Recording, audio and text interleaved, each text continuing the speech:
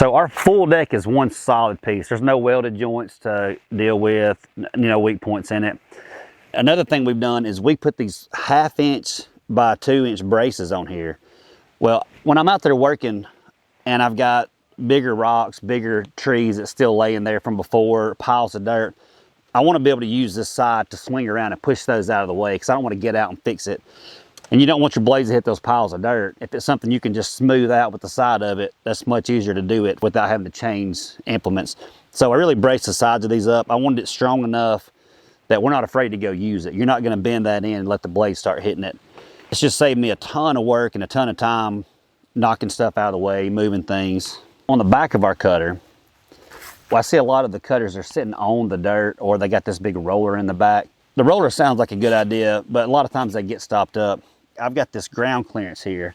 And the reason we do that is when you're going forward, all this stuff you're cutting is just gathering up behind you. When you raise it up, now you've got this big pile you got to deal with. It gathers up so much, sometimes it will stop your forward momentum. It's cutting everything in front of it and it's processing this again because it's just hitting it every time it turns. So that bogs your machine down more. So it really kills the productivity of your machine. We've got this wide open. So as you're going, it's just funneling out the back. And then as you're backing up, if there's stumps laying somewhere or rocks somewhere, it's not just going to hit and get hung up on that. It'll just go right back over it. This angle here on the back side really helps a lot if you are in a lot of bigger trees and you don't have a lot of room to move and you get another tree stuck in here. If you come straight out, it's kind of in this little tight spot.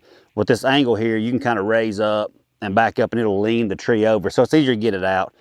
It's not always a big problem, but once you get that stuck in there in a tight spot, it becomes a problem.